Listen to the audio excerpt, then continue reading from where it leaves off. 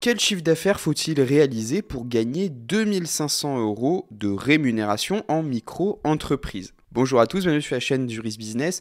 Pour ceux qui ne connaissent pas le régime de la micro-entreprise, aujourd'hui, on va faire un état des lieux, on va voir quelle somme il faut réussir à générer au total, ce qui correspondrait à un chiffre d'affaires brut, pour réaliser un chiffre d'affaires net qui serait de 2500 euros. Ça implique quoi? Ça implique de connaître ce qu'on va devoir payer à nos créanciers. En premier lieu, on sait qu'on doit payer des cotisations sociales. Elles vont être de 12,3% ou de 21,2% en fonction du type d'activité que vous allez avoir. Et également, à ça va s'ajouter le fait que vous ayez l'aide à la création et à la reprise des entreprises ou non. C'est la fameuse ACRE pour ceux qui s'y connaissent. Ensuite va s'ajouter la contribution à la formation professionnelle qui va représenter 0,3% environ. Enfin, va venir s'ajouter à votre chiffre d'affaires brut tout ce qui va être fiscalité, donc l'impôt sur le revenu ou alors le versement libératoire. Rajoutez donc 1,7 à 2,2% en fonction de votre activité puisque vous aurez un régime d'imposition qui va varier en fonction de l'activité de votre micro-entreprise. Ensuite, vous avez la CFE, c'est la cotisation foncière des entreprises.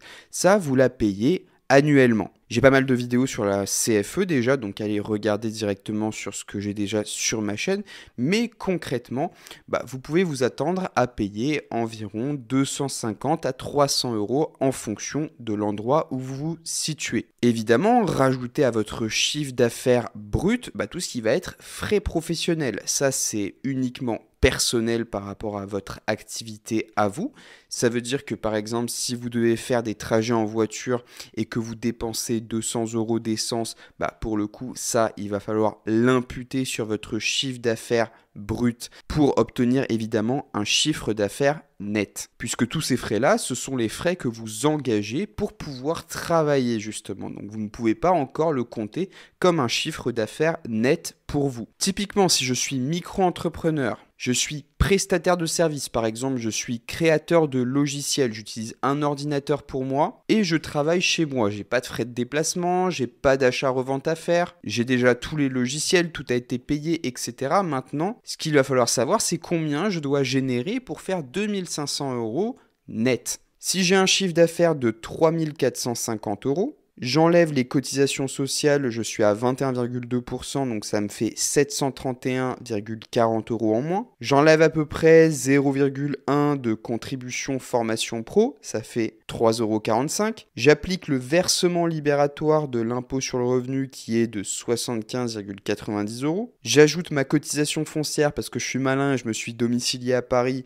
J'enlève 138,87 et là, j'ai une rémunération nette de 2500,38 euros. Mais là, comme je vous l'ai dit, on est pour quelqu'un qui a vraiment pas de frais professionnels. Je veux dire, à part payer l'électricité, mais ça, de manière générale, c'est quand même des frais qui sont comptés dans votre habitation, puisque si vous travaillez chez vous, vous déclarez 1 mètre carré qui est votre bureau. Mais bref, c'est le genre de métier, en fait, où il y a très peu de charges, et c'est le genre de métier qui se prête parfaitement au régime de la micro-entreprise. Quelqu'un qui va faire de l'achat-revente va être fortement pénalisé, ou quelqu'un qui va devoir faire du transport, va devoir transporter des marchandises, ça va être un petit peu plus lourd en termes de charges et pour le coup, il va falloir générer beaucoup plus de chiffre d'affaires pour pouvoir rentrer dans ses frais perso. C'est pas le tout de générer un gros chiffre d'affaires, il faut quand même savoir la part de ce chiffre d'affaires qui va nous revenir. C'est le bénéfice qu'on va pouvoir en dégager à titre personnel. Sur ce, j'espère que cette vidéo vous a éclairé un petit peu plus.